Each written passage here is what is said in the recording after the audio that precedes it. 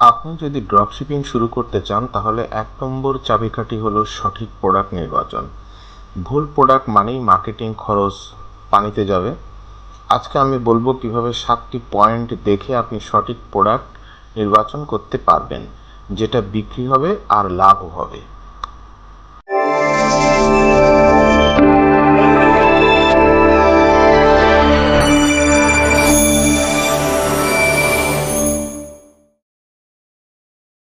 প্রথমটি হচ্ছে প্রোডাক্টটি কি কোনো সমস্যার সমাধান করে, অর্থাৎ এটা প্রবলেম সলভিং প্রোডাক্ট কিনা।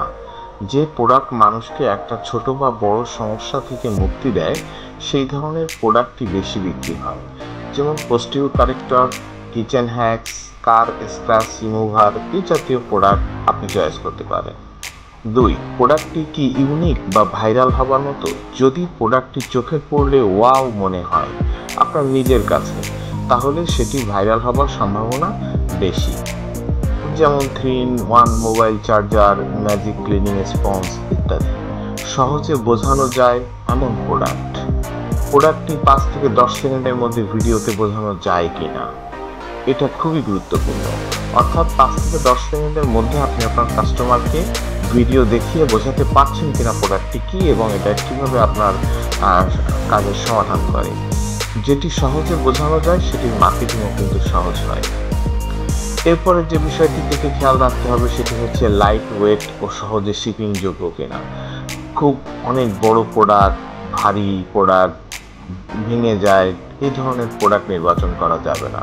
সবসময় হালকা প্রোডাক্ট বা ছোট প্যাকেজের প্রোডাক্টগুলা নির্বাচন করতে হবে, যেটার প্রফিট মার্জিন ভালো থাকে, ডেলিভারি ঝামেলাও কম হয়। এই ধরনের প্রোডাক্ট নির্বাচন করতে হবে। এরপরে যেটার দিকে খেয়াল রাখতে হবে সেটা হচ্ছে লোকাল মার্কেটে সহজে পাওয়া যায় কিনা। যে প্রোডাক্ট মানুষ তার বাসার আশেপাশে বা বাসার আশেপাশে মার্কেটগুলোতে খুঁজে পাবে বা দোকানে খুঁজে পাবে, সেই ধরনের প্রোডাক্ট কিন্তু নির্বাচন করা যাবে না। এমন প্রোডাক্ট নির্বাচন করতে হবে যেটা সহজে মানুষ তার বাসার আশেপাশে খুঁজে পায় না, এর জন্য সে কিন্তু এটা কিন্তু অনলাইনে আগ্রহী হবে। এই জন্য নতুন কিছু প্রোডাক্ট আপনাকে নির্বাচন করতে হবে। এরপরে যেটা খেয়াল রাখতে হবে সেটা হচ্ছে প্রাইস রুলসটা এমন যে প্রোডাক্ট আপনি $1 সোর্স করতে পারেন, $10 বিক্রি করতে পারেন। পটেনশিয়াল আছে কিনা সেটা দেখুন। অর্থাৎ এমন প্রোডাক্ট নির্বাচন করতে হবে যে প্রোডাক্ট ক্লায়েন্ট সচরাচর বুঝতে পারে না যে আসলে এটার প্রাইস কত হতে পারে, এরকমভাবে সে আসলে আন্দাজ করতে পারবে না। হ্যাঁ, এই ধরনের প্রোডাক্ট আপনাকে নির্বাচন করতে হবে এবং দেখা যাচ্ছে যে ওই ধরনের প্রোডাক্টে আপনার একটা ফ্লেক্সিবিলিটি থাকে, অর্থাৎ আপনি সহজে ওইটার প্রাইসটা নির্বাচন করে দিতে পারেন। ক্লায়েন্ট কিন্তু ওটা বুঝতে পারে না যে আসলে এটা আর প্রাইস কত হতে পারে। এই ধরনের প্রোডাক্ট আপনাকে নির্বাচন করতে হবে, অর্থাৎ কম দামে কিনে বেশি দামে বিক্রি, সেটাই কিন্তু প্রফিট। আপনাকে কিন্তু এইটা মাথায় রাখতে হবে। এরপরে আসি রিপিট বা স্কেল করার সুযোগ আছে কিনা। অর্থাৎ যদি প্রোডাক্টের ক্যাটাগরিতে অনেক বেশি ভেরিয়েশন থাকে তাহলে সেটা কিন্তু স্কেল করা সহজ হয়। একটা প্রোডাক্ট ফিট করলে তার সাথে মিলিয়ে আরও 3-4টা প্রোডাক্ট অ্যাড করে কিন্তু বিজনেস বাড়ানো যায়। সর্বোপরি আমি যেটা বলবো, সঠিক প্রোডাক্ট সিলেকশন মানেই কিন্তু আপনি 50% বিজনেসে কিন্তু এগিয়ে গেলেন।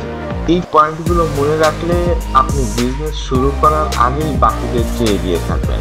আপনি যদি চান আমরা আপনার জন্য প্রোডাক্ট রিসার্চ করে দেই, তাহলে আমাদের নিচের দেওয়া লিঙ্কে ক্লিক করুন। আর ভিডিও ভালো লাগলে সাবস্ক্রাইব করতে ভুলবেন না। এমন আরও ইনফরমেশন পেতে অবশ্যই সাবস্ক্রাইব করবেন। ধন্যবাদ।